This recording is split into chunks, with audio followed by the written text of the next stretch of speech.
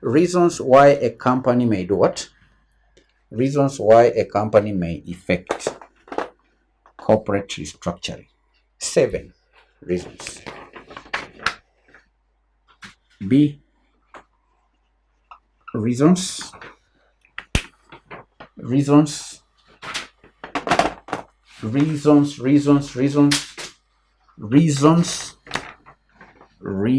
why a company may effect corporate restructuring.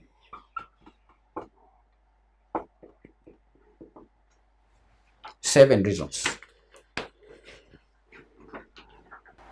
One obvious reason, as Maureen says, is if the company is having financial difficulties. Just to put it in 2 words, Maureen, we can say financial distress. Financial distress can be a reason for corporate restructuring. Companies facing financial difficulties such as high debt levels, declining profits, potential insolvency, they may restructure to improve their financial position, because that might involve debt restructuring, asset sales, and even bankruptcy reorganization. So that is true. Financial distress. Mergers and acquisition. That's another point. Mergers and acquisition. Upon merging, companies may need to restructure. When a company buys or acquires another one, that may necessitate restructuring. Companies often restructure after a merger or acquisition in order to integrate operations, to streamline processes, and eliminate redundancies.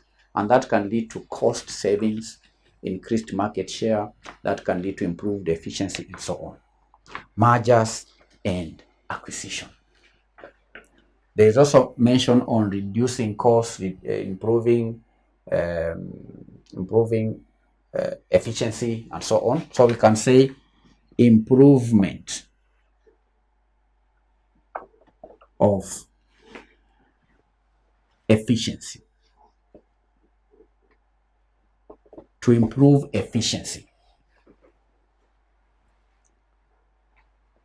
Or let me use a more general term. Let me call it operational management. All right? Or operational improvement. Let me use a more operational improvement. Operational improvement. This has to do with eliminating wastages, eliminating inefficiencies, and so on. Restructuring can be a way to improve operational efficiency and productivity. And that may involve consolidating functions. That may involve outsourcing non-core areas or activities. It may also involve implementing new technologies. Operational efficiency or operational improvement may involve introducing new technologies. Do you understand? That is a reason for corporate restructuring. Then there's someone who mentioned something to do with changes. Changes, what was it? Regulatory changes. Regulatory changes. Regulatory changes. Changes in laws, changes in regulations can necessitate corporate restructuring, and companies may need to reorganize in order to comply with new, say, environmental laws, new labor laws, new tax regulations, and so on. Regulatory changes.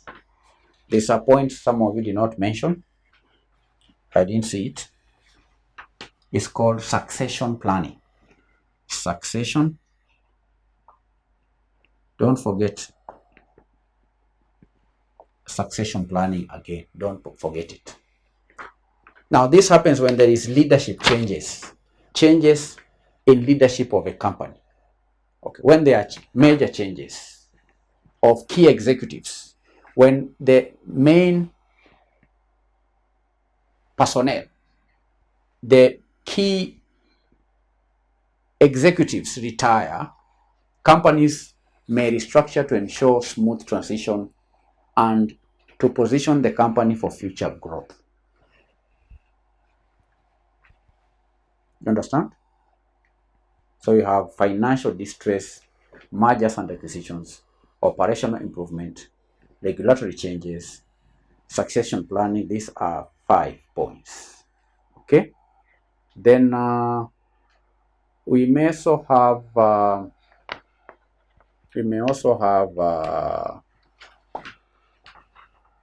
what we call shareholder what?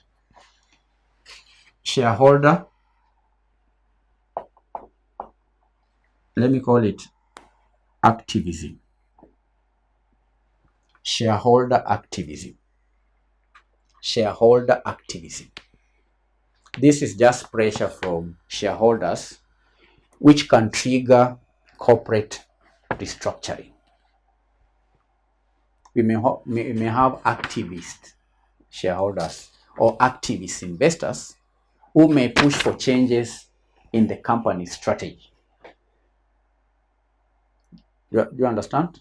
Company strategy. And that brings to my mind another reason which I need to note down very fast before I forget. And that should happen to you when you're in an exam room. When you are writing a point, you can see I'm thinking about shareholder activism. Okay? In an exam room, when a point comes to mind, write it down very fast. You may have read, candidates, this has happened to me many times when doing exams. You may have read through question 1, question 2, question 3, question 4, all the questions, and you have summarized the points. Maybe you have to give 7 in question 1, then you roughly gave 6. You forgot the 7th point. Then 1 hour later, when you're answering question 7, the 7th point may pop up in your mind. So what you do, you note it down immediately. The same thing that has just happened to me right now. I had forgotten strategic alignment. Okay?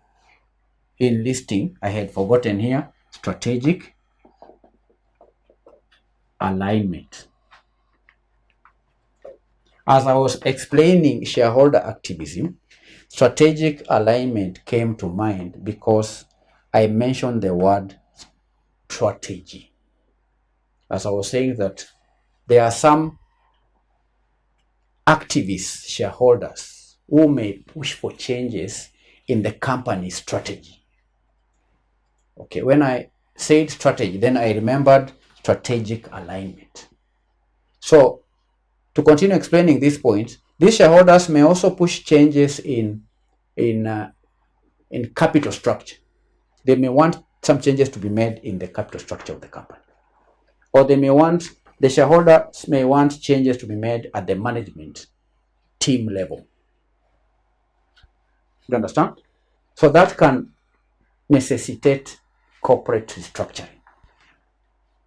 So how many reasons are there now? We have financial distress, mergers and acquisitions, operational improvement, regulatory changes, succession planning, shareholder activism, and strategic alignment. 7 reasons.